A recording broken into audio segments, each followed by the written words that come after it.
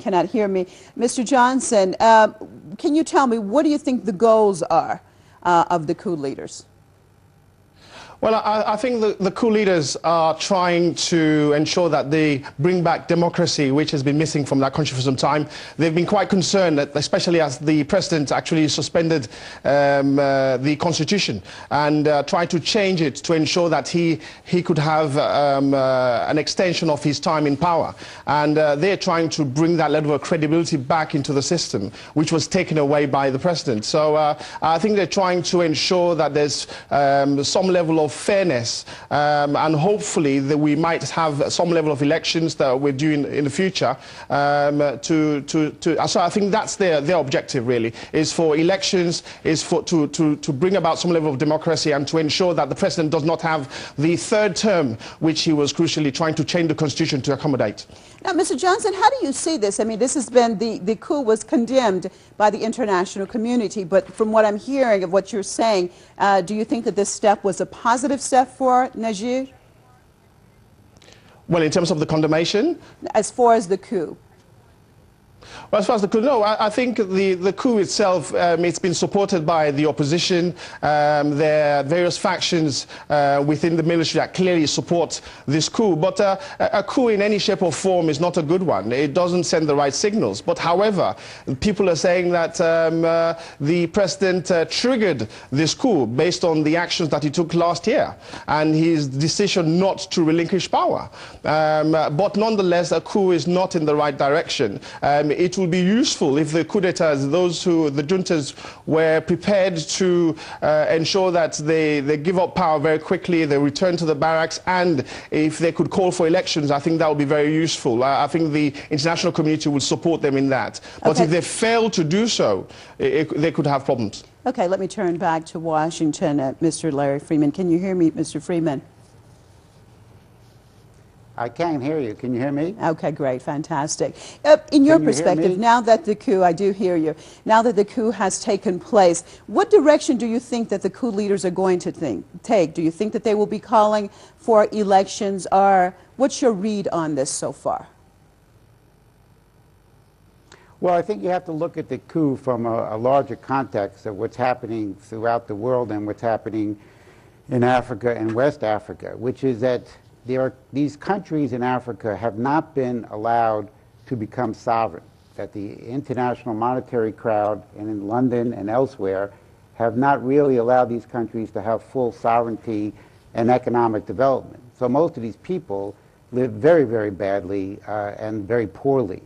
And so the coups are used to bring in and out people that certain political financial factions want to see in there. Don't forget, Niger right now is the 6th largest producer of uranium. They just signed a deal last year with China for $5 billion of oil development. So there is a force in the monetary system located in the city of London who wants to have continual access to the raw materials of these nations. You've seen the coups and attacks in Mauritania, in Guinea-Bissau, to the south of Niger, in Nigeria, the situation which had, quote, so-called democracy. There is real no democracy. This democracy phrase is often used to whip up the NGOs and the civil society, many of which are funded by George Soros, and they do nothing good at the end. So I think we have to look at this as an outside interference and manipulation. We don't know exactly who, but we've seen this process many, many times before in Africa. The question is, will African countries be allowed to have real economic sovereignty? And so far, the international monetary crowd has not allowed it to take place and is manipulating almost all these countries. Okay, now, Mr. Freeman, you said that it seems like this, I want to make sure I understood what you said, that this coup has come from the outside. Which entities, if that is what you said, which entities do you think would be more likely to have benefited then from this type of action or this coup that has taken place?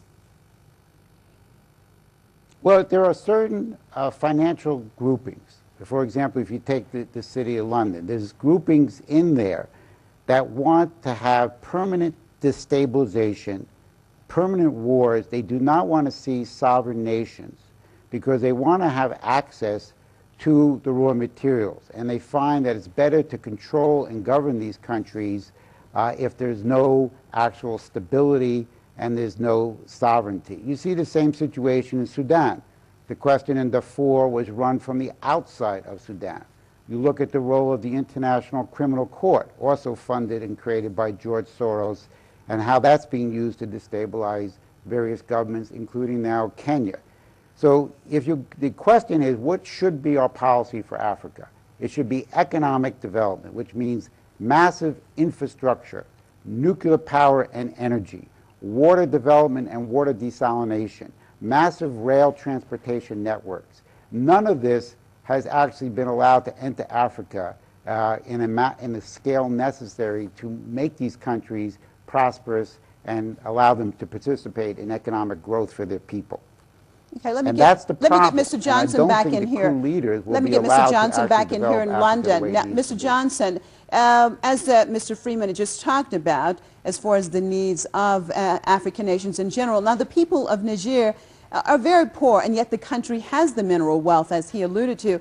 Has the majority of the wealth been, just pocketed by a few? And do you think that this new government will be able to take the country in a different direction as far as its living standards?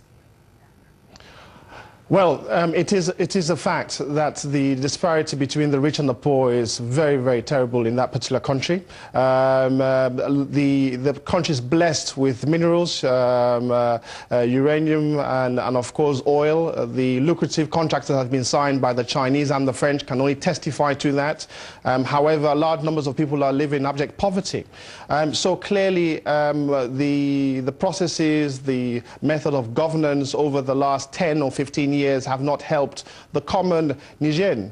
I think it's this level of frustration that clearly has led about to the coup that we currently have.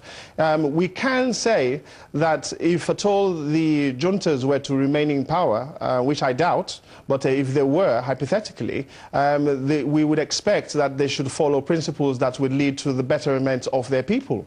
Because the institutions have failed, the governance has been poor, and of course what we do find is that the common man never sees or appreciates all the niceties of some of these deals that we've been referring to in the region of billions of dollars from both the French or the Chinese. So it's a worry all around, and the hope is that whatever deals are made in the future actually trickle down, because we need a method of it trickling down to the masses, and that's been a problem, not just in Nigeria but other African countries as well.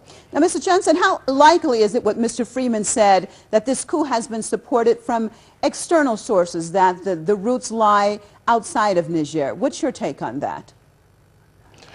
Well, you've got to see, the president has been in power for over 10 years, so he's solidified his position for a protracted period of time. He's formed relationships with other countries. These countries have signed contracts. The old-fashioned saying goes, he who pays the piper calls the tune. It's highly possible. I don't have the answers to that. But if we were to go down this line of thinking, then it's possible that we may have elements that may try to destabilize that country. But I doubt that very much, simply because the deals have already been signed, and it's in the interest of these countries that have signed these deals that there's stability in that country. So for that reason alone, I would like to say that I don't agree that there are elements that we know of, that I know of, that are trying to destabilize that particular country. What about that, Mr. Freeman? What Mr. Johnson just said, that the elements involved want stability, it would be in their benefit to have it. Well, that would be in normal circumstances, but as I said, you've got a very nasty faction, formerly known as the Fabians, in Britain, which would rather rule and control prices and resources and loot the resources of these countries through chaos and war. Like, for example now, China has become a major player on the African continent. China is also involved with Russia and India and other Asian nations in development of nuclear power, rail transportation, and other investments in infrastructure. The world has to move in that direction. The United States, under President Obama, has a horrendous